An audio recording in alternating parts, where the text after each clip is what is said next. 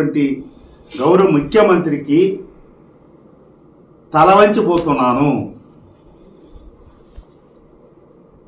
దీంతో సంబంధించి మిమ్మల్ని అందరూ రిక్వెస్ట్ చేసేది ఏమంటే, ఇన్ని చేసిన పరిణామం చేసినా కూడా నేను ఎవరిపైన కంప్లైంట్ చేయలేదు, ఎవరిని కూడా ఇంతవరకు స్టేట్ వేయలేదు. కానీ మన కాన్స్టిట్యూన్సీలో ఏం జరుగుతున్న విషయాన్ని పాత్రిక మూలంగా, ఎలక్ట్రానిక్ ప్రింట్ మీడియా మూలంగా మిమ్మల్ని ఎందుకు రమ్మనంటే ఈరోజు గుడ్ ఫ్రైడే కాబట్టి ముఖ్యమంత్రి చేసే కార్యక్రమం అభివృద్ధి సంక్షేమం పోతున్నాను.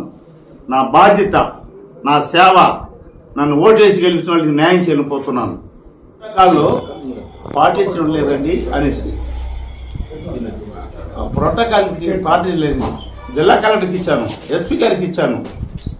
నేను ఆషామాషి పోవడం లేదు. అంటే నా వెంబడి రావాల్సిన పని లేదు వాళ్ళు ఎవరు అధికారులు. కానీ ఒక ప్రజాప్రతినిధిగా శాసనసభ్యుడు గ్రామం పోయినప్పుడు ఆల్ డిపార్ట్మెంట్ వస్తే, కరెంట్ వాళ్ళు వస్తే కరెంట్ లేదు అడిగితే వాళ్ళు జవాబు చెప్పాలి. మనం ఎంఆర్ఓ వస్తే పట్టాలు అయితే పట్టాలని అడగా చెప్పాలి. ఎంపీడీ రావాలా, ఎంఆర్ఓ రావాలా, కరెంట్ ఆఫీస్ రావాలా, ఆర్డీఎఫ్స్ రావాలా, ఆల్ సబ్జెక్ట్ వాళ్ళు వస్తే ఆ గ్రామ సమస్య తీర్చడానికే వాడతాను తప్ప నాకేమి వాళ్ళు ఏమైనా సంఖ్యలు కొట్టుకోవాలని అవసరం నాకు లేదు. దీనిపైన నేను కలెక్టర్ కానీ డిఎస్ మీట్లు అడిగాను, ఎందుకు ప్రోటోకాల్ మీరు పాటించడం లేదు, సాక్షాత్ చేయలేదు కాబట్టి. వీళ్ళు ఎక్కడో ఒక నామినేట్ పోస్ట్, ఒక పార్టీ కోఆర్డినేటర్ వెళ్తున్నారు కాబట్టి నేను దాన్ని సహించలేక ఇచ్చింది మాత్రం వాస్తవే.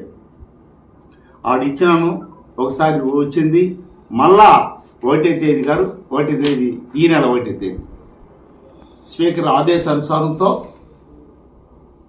General secretary, assembly general secretary direct collector గారికి పంపించారు. శాసనసభ్యుడికి ప్రోటోకాల్ ఎందుకు పంపించడం లేదు, మీరు ఏమిటి కారణం, మొత్తం రికార్డులంతా పరిశీలించి తీసుకొని రండి అని చట్టబద్ధంగా ఒక రికార్డెడ్గా పంపించారు. ఇది నాకే కాదండి, ఏ ఎమ్మెల్యే కూడా, ఏ శాసనసభ్యుడు కూడా జరగకూడదు. ఇది గ్రామాల మీద వెళ్ళేటప్పుడు ఆల్ డిపార్ట్మెంట్ వస్తే ఆ గ్రామ సమస్య చేర్చడానికి తప్ప వేరే కాదు. ఇది నా ప్రొఫైల్, ఇది నా ఐడి కార్డు, ఎమ్మెల్యే గెలిచిన ఐడి కార్డు, ప్రభుత్వం ఇచ్చిన ఐడి కార్డు. ఇదండి ప్రోటోకాల్. వీళ్ళు పోలీస్ అధికారులు చెప్పి ఎస్పీ గారికి ఇచ్చాను నేను. చేసేవాళ్ళు మీరు, ప్రభుత్వ ఉద్యోగులు, లా అండ్ ఆర్డర్ మెయింటైన్ చేసేవాళ్ళు, రక్షక భటుకులు మీరు ఒక మనిషికి కొమ్మ కాస్తారండి ఈ విధంగా? ఇది ధర్మమేనా మీకు? ఇది ఎక్కడైనా రాష్ట్రంలో ఎక్కడైనా జరుగుతుందా? ఆంధ్ర రాష్ట్రంలో 170 నియోజకవర్గాలు ఎక్కడైనా జరుగుతుంది ఈ విధంగా? ఒక సర్కిల్లో మాత్రమే జరుగుతుంది. ఇది ఎంపీడీఓ ఇది చూడండి. ఏమండి వీళ్ళు ఎంపీడీఓ పనిచేసేందుకు వచ్చారా? వీళ్ళు వాళ్ళ ఇంటికాడ పనిచేసేందుకు వచ్చారా? చూడండి, మీరే ప్రత్యక్షం చూడండి, ఎంత దారుణం అండి ఇది. చూడండి, క్రమశిక్షణ కార్యకర్తగా గౌరవ ముఖ్యమంత్రి గారు నాకు సీట్ ఇచ్చాడు, నన్ను గెలిపించాడు. అతని యొక్క అడుగుజాడలు పోతున్నాను. నిరంతరం కూడా పార్టీ శ్రేయస్సు దృష్ట్యా ప్రతిరోజు కూడా ప్రజల వద్దకు వెళ్ళి ప్రభుత్వ పథకాలన్నీ కూడా స్పష్టంగా తెలియజేస్తున్నాను. ఈ సందర్భంగా తెలియజేస్తూ నేను ఎవరిపైన కాంట్రవర్సీ లేదు, ఏ అధికారుల నాకు కించంత కూడా కోపం లేదు. ప్రభుత్వ అధికారులు మేము అందరూ కూడా కలిసి పనిచేయడానికి ఈ కార్యక్రమం చేశాం. అధికారులు మేము అంత బంధువుల దాకా ఈ కాన్స్టిట్యూన్సీ అభివృద్ధికి అందరూ పాటుపడాలి.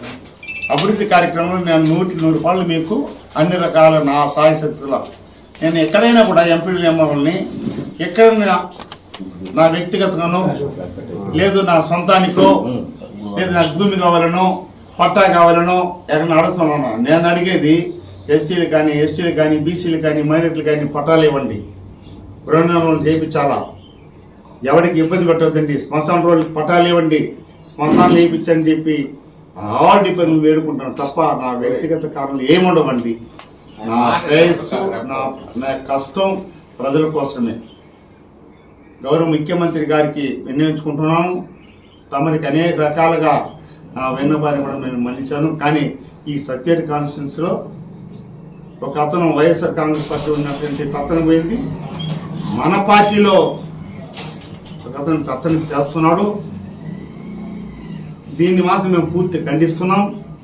అలాంటి జరగకుండా ప్రభుత్వ అధికారులను కూడా ప్రభుత్వ కార్యక్రమం పాల్గొనవలసిందిగా గౌరవ జిల్లా కలెక్టర్ గారిని, గౌరవ ఎస్పీ గారిని మనస్ఫూర్తిగా ఒకసారి ధన్యవాదాలు తెలియజేసుకుంటూ